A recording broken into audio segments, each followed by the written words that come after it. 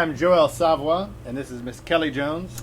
Hello. We're here at the beautiful Maison Madeleine on Lake Martin in Brobridge, Louisiana, playing you some Cajun music from South Louisiana. And that was a song that came from actually an a cappella ballad called La Danseuse Noyée, but we turned it into a little fiddle, double fiddle duet. And now we're going to play a little waltz. Valse de Rivière. Valse de la Rivière Rouge, from written by kind of one of our favorite Cajun songwriters, Bruce Degrepont, and we're going to do that now. Yeah. It says, if I was never happy when I was rich, never happy with anything until I met the widow of the Red River, right? Yep, and then they got married. Never need anything else. Like 2 weeks later or something. Because she was a millionaire, right? Apparently, yeah. Well, he was already a millionaire. Yeah. Well, he lost all his money. So you don't need much money when you live with the widow of the Red River. Can't talk. Let's give it a shot, Kel. Okay. 1, 2, 3, 2, 2.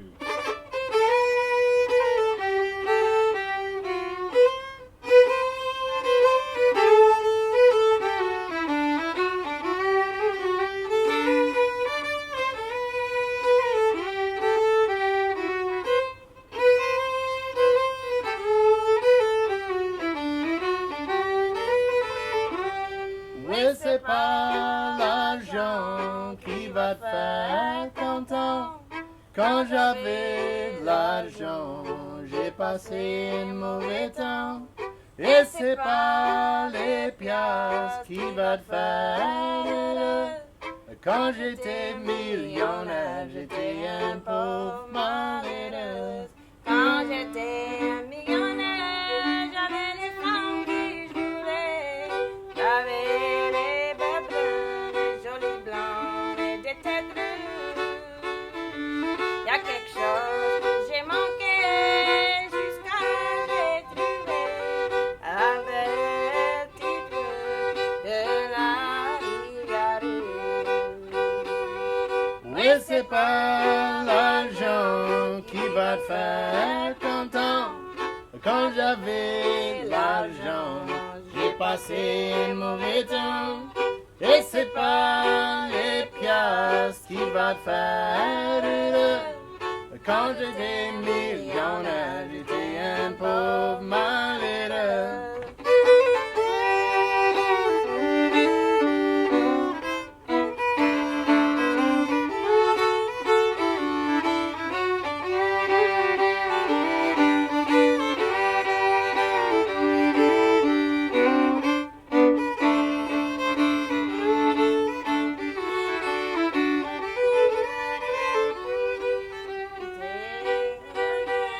J'ai perdu mon argent, j'étais pour me sauter dans la rivière. La femme est venue me sauver, la même soir on était noyés. Et à cette heure la vie est belle dans la rivière. Oui, c'est pas l'argent qui va te faire content. Quand j'avais l'argent, j'ai passé un mauvais temps. Et c'est pas les piastres qui va te faire heureux. Quand j'étais millionnaire, j'étais un pauvre malheureux.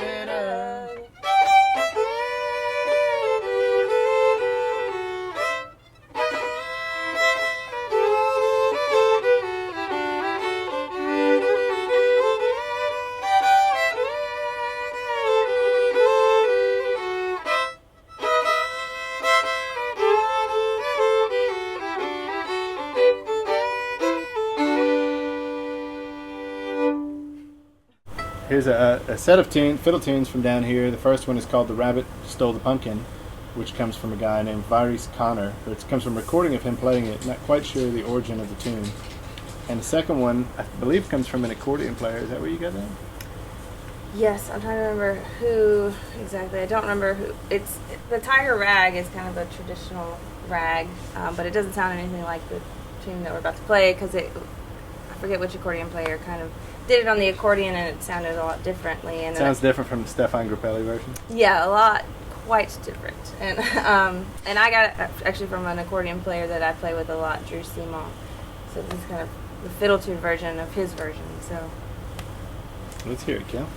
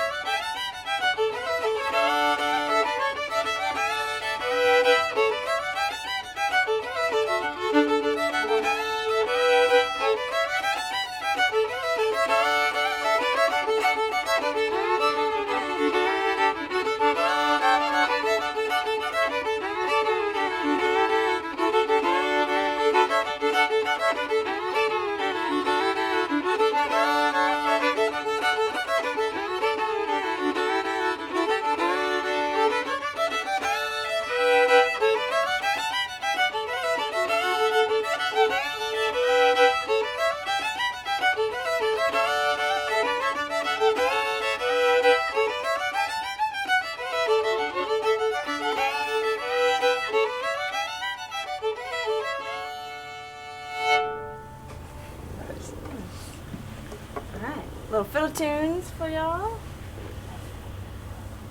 If you're not dancing out there by now, I don't know. There's no hope for you. Let's slow it down a little bit for Walt and do that. Sure. That old, our favorite Cajun artist, Petula Clark. So this is a song that comes from a 45 that we found, and decided it needed to become a fiddle tune. This is a song that came from Petula Clark that was written by someone else, but she had a hit with it in the 60s. And this 45 ended up getting played a lot around the house. And Kelli and I decided we'd make a 45 with it years after that. It's called Toi tu joues à l'amour.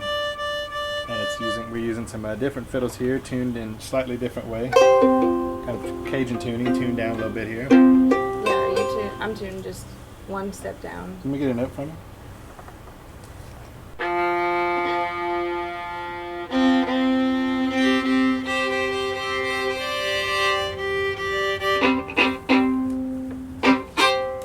Tu joues à l'amour.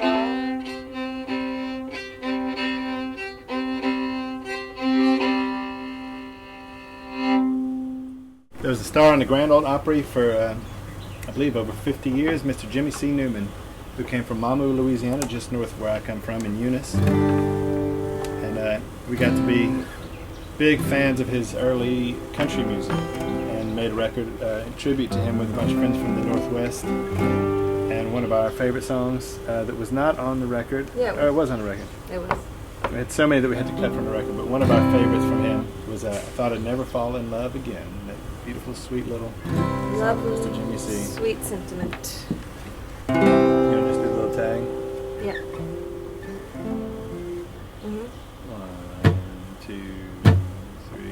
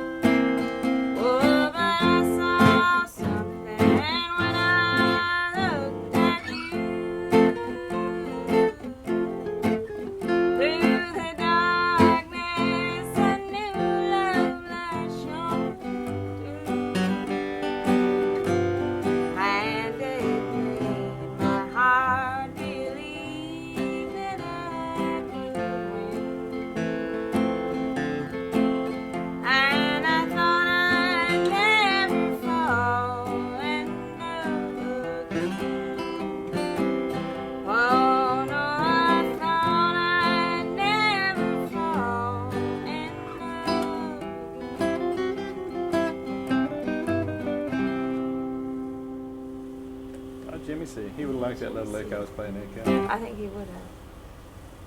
Would have improved mightily. I only get bit by a mosquito at the very beginning of each song, but then it stays on me for the entire song. Losing a lot of blood over here. Everyone's a critic. This is a little song that This is for you all to brush up on your Cajun French language here. All your clothing items. Yeah, so we have some of these songs in English as well, but it's kind of a song where it gets longer every verse. It keeps adding an item of clothing, and it says, if I had the first verse says, if I had the shoes that my mother had given me, if I had the shoes that my mother had given me, the shoes would be red.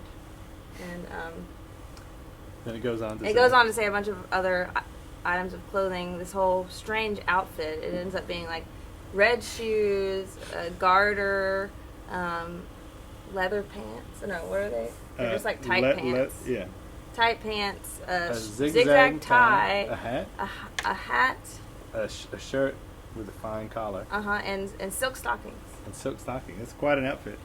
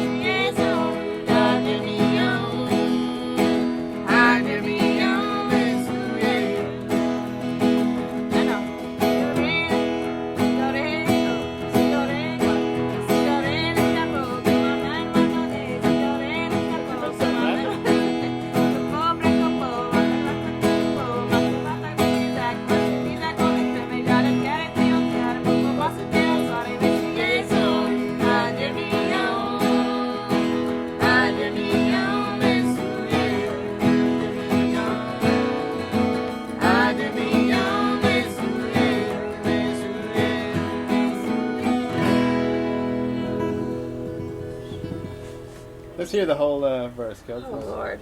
Just start from the end there. Mon chapeau branco peau, ma culotte à côté peau, ma cravate en zig-zag, ma chemise à côté fait mes jarretières étaient entières, mes beaux bas c'était la soirée, mes souliers rouges. Woo. This is called Goodbye, mes chers amis. Goodbye, my dear friends.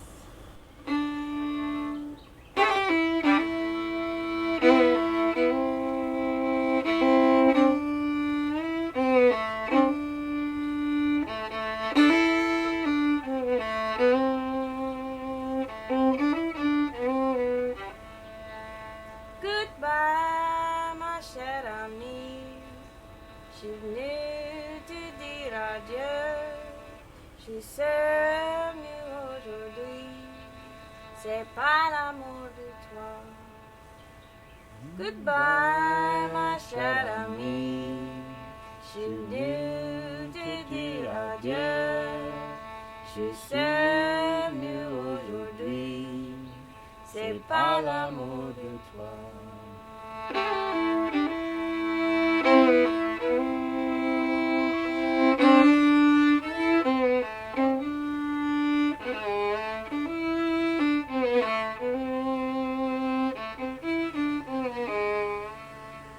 De sel et ton cheval, et mets aux hangars, dans lui du foin manger, assois-toi près de moi.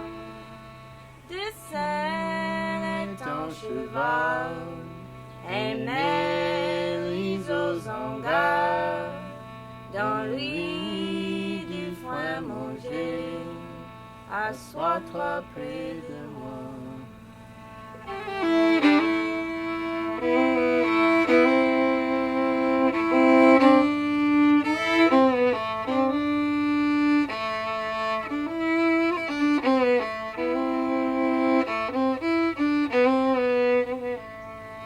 Mon cheval, il a pas faim, il mangera pas ton foin. Je suis prête de ta partir, j'ai pied dans l'estuaire. Mon cheval, il a pas faim, il mangera pas ton foin. Je suis prête de ta partir, j'ai pied dans l'estuaire.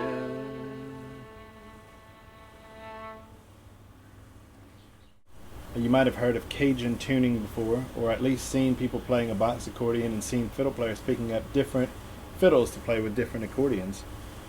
So Kelli comes from a background of Appalachia in North Carolina, where they're used to having different fiddle tunings too, and I'm going to get her to talk about that and the instrument that you see a lot of fiddles tuning to there.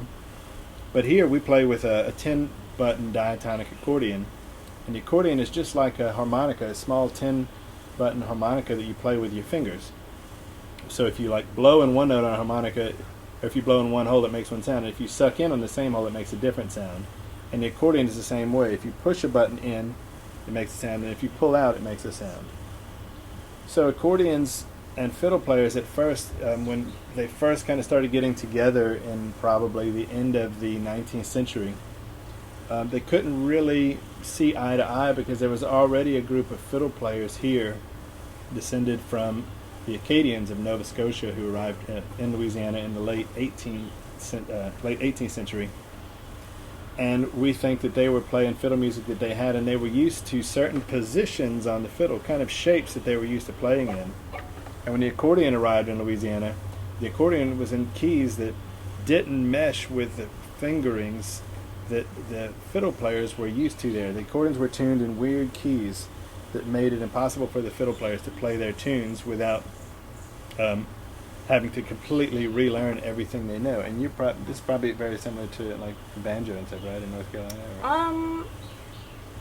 Yeah, well, I guess a lot of old time, there's like a mix of, there's a lot of different tunings. I don't know if it's necessarily because of the banjo at all, but in a jam, a banjo will be tuned to a key, and so you'll stay in that key for a while. So that's I don't know if that's where like cross tuning comes from. Or maybe it's just like, it's a similar thing that you see people tuning to this, or you see. Yeah. People will be like, oh, well, the banjo's in G, or the banjo's Right. in A, or the banjo's in C, so maybe we'll Stay in that key for a while. stay in that key for a while, or we'll, play around with the tuning. And so of the here, fiddle. the accordion, not only, the accordion's actually in charge of what key, because it's very limited. The accordion can only play in a couple of keys.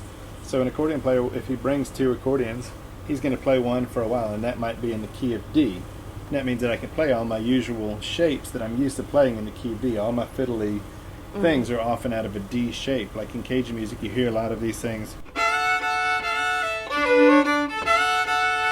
That's in the shape of D, and it means I have a noted third. So I can make that third note sound bluesy, or I can make it sound happy. I can use that finger to note my third, and it's a very common style. Every fiddle genre has that.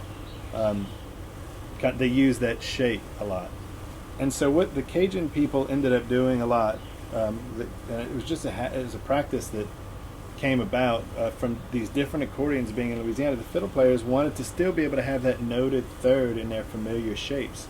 So what they ended up doing is they'd start tuning their fiddles to match the accordion.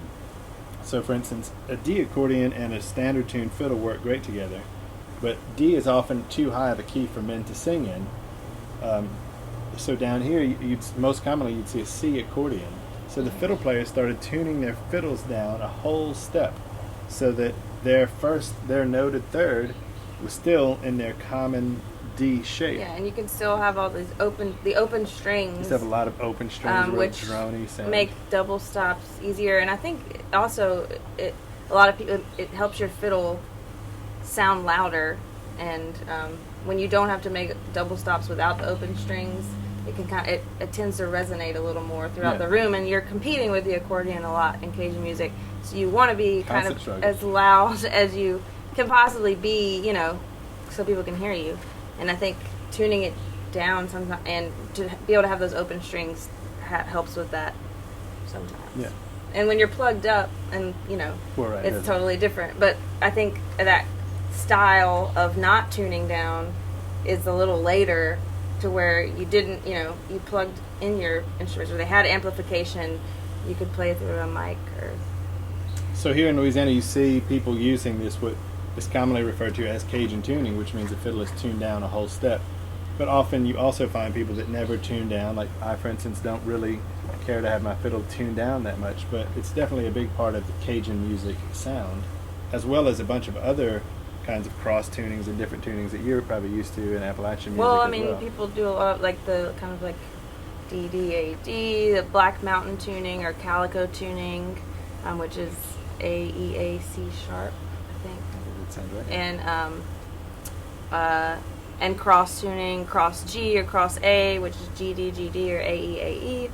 I mean, there's a lot of, different tunings throughout, but I actually don't really know the history of all of that, but they're definitely pretty widely used. But you find a lot of these tunings in a lot of rural music, vernacular music.